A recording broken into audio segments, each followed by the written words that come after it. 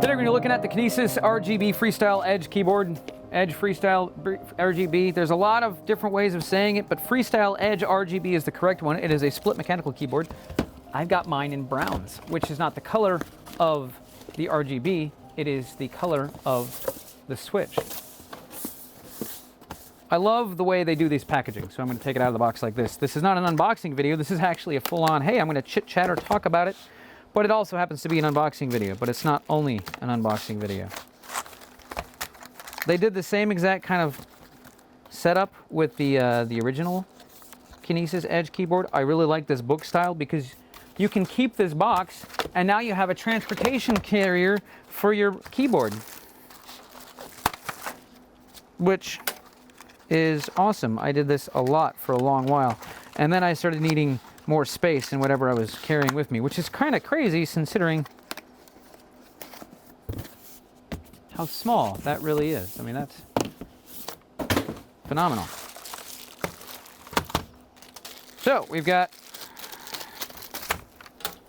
plasticky bits, USB,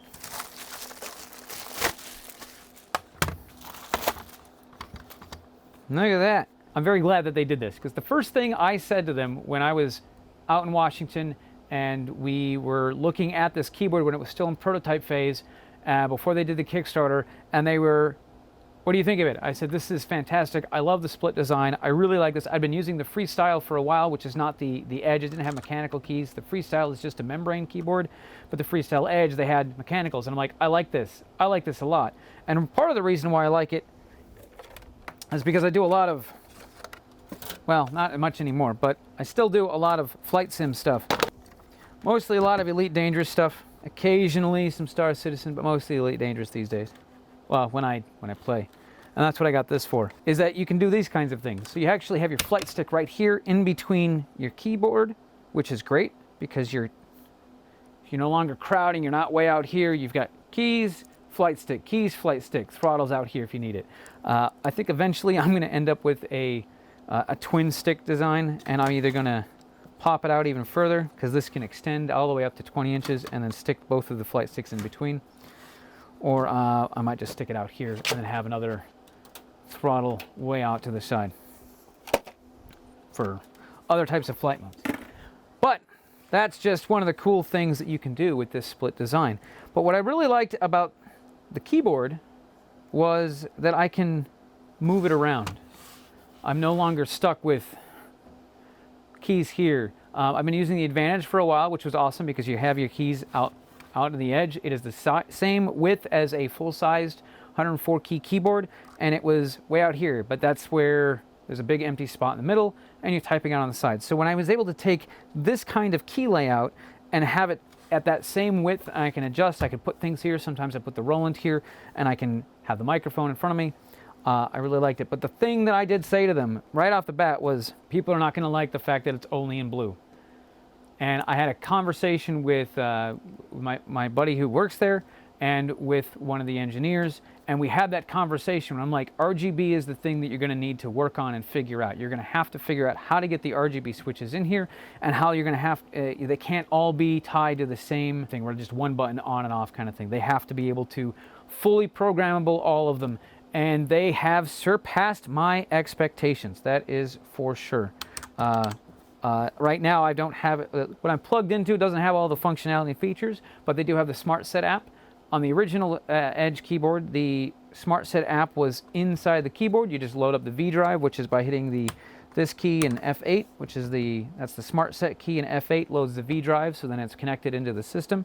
And then from there, you can change layouts, adjust key combos, set up macros, whole nine yards. You can do that from inside the keyboard as well, but the app allows you to manipulate it. You don't have to install the app, you just have to have it and you run it. The V drive has to be open, and then you just simply close the V drive and all those settings that you've changed take place. You've got three different profiles right off the bat. I like the fact that it is a binary, so you're starting with 1, 2, 3, 1, 2, 3, 1, 2, 3. It's great. It's binary. Lights. On-offs. No, maybe. I don't know.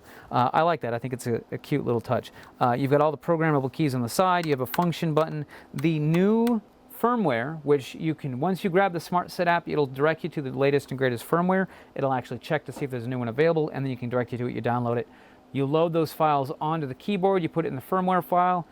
The firmware folder, you change the name to update.upd if it is the firmware for the keyboard, and update_l.upd if it is the firmware for the lighting. And then you just hit a combination of buttons. You have to close the V drive, and then you hit the Smart Set shift. I used left shift. I think you can use right shift, and then U, the letter U.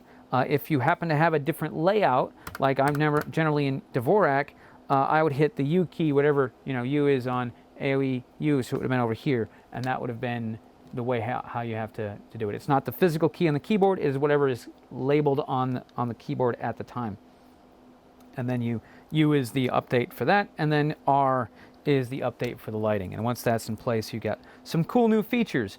One of the features that I really like that I haven't messed with or I haven't programmed in here yet is that the function key has a different lighting setup now. So you can be typing on this with one kind of lighting, and then you hold down the function key and it changes to a different lighting. So maybe you want to remember what you hit and you want to do the splash for this one. So when you hit function, you're in a different lighting mode, so it's not the same. You're like, which mode am I in? Now you have a visual ability to see that, as opposed to this tiny little light up in the corner. That's the entire keyboard that'll do that, which is really awesome. I'm digging this. I'm really digging this. I saw a couple of people at QuakeCon who had them, and they were really stoked with it. One of them yelled at me because he's like, "You're the reason why I got this keyboard, and now I have to get 2 of them. It's okay, I'm taking one to work, but this one's badass." And I was like, "That's awesome, Hot Rod. You're the best." What I did like about this is that the wrist pads come on. The actual foam pads are now part of the wrist guards, where with the FreeStyle Edge they came separate. They were different. They were just foam. They had like a cloth finish. These are more of a rubber finish, which is awesome all into itself. I like them, but it's subjective. Someone with really heavy hands might not like these at all. Someone might like them. They're like, "This is the best thing ever." I don't know. It's subjective. I do like them. Otherwise, it's a lot of the same stuff. There's a couple of extra features. I'm not going to go into them too much because I haven't really messed with them yet. I've just taken this out of the box, as you can see, and I've kind of poked at it. I've only read what I've read on their site. And there will probably be a follow-up if you just follow me on Twitter, Instagram, or any of those other things. I will be definitely going, "Hey, I found this cool thing out about the keyboard." One of the pieces that does still the same, and I really like it, is you got the macro button and the remap button. So you can remap any of the keys by hitting remap, hit a key, and it's done. So now my K key is the D key, which is probably not good. But it's okay. If you get all too crazed out, you're like, "I don't remember what I did."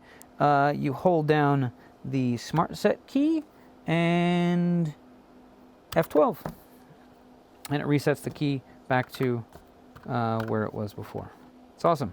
Remaps are nifty, macros are nifty. If you do a lot of programming, if you're into games, you want to do anything. This is not just, I mean, it's a gaming keyboard, and it's definitely for gamers, but if you are in any way, shape, or form using a computer at any capacity beyond just typing up emails, unless your job is typing up the same email over and over again, then just hit a macro to that, type out your email, and hit go, and then you can literally just write emails with a single character, which would be awesome. But at that point, you might as well build a template. Like it's the same. You can program any of these keys over here. You've got 8 of them. They can program all your macros. You can remap keys over here. If you just need an extra spot where you can hit something for an MMO or anything else, you can map those out here.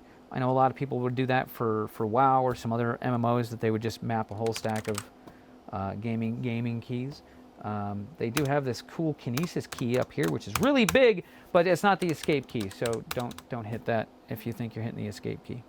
Otherwise, I'm just really stoked to have this. What I really liked was that it's the same footprint as the previous Kinesis Edge, which was a little bit of an annoyance from the FreeStyle to the FreeStyle Edge, is that the lifters for the FreeStyle do not fit on the FreeStyle Edge. But the FreeStyle Edge lifters do fit beautifully onto this one because it's the same basic footprint. So I'm really glad that they've come out with this RGB model. I would also check the link in the description down below where you can find my Kinesis Edge keyboard, where I go into a lot more details in regard to a lot of the other little bits and pieces regarding the keyboard. But now we've got extra bits and lights, and I'll probably do an in-depth video regarding the Smart Set app and making adjustments, switching to Dvorak, switching to Colmac, switching to anything else, because of the fact that you can remap the key to anything through the app. You'd be really good to, you can use it for any language, anything, anywhere, however, wherever, whatever. I'm rambling at this point, so I'm going to get to using my keyboard, and I will catch you all in the next video.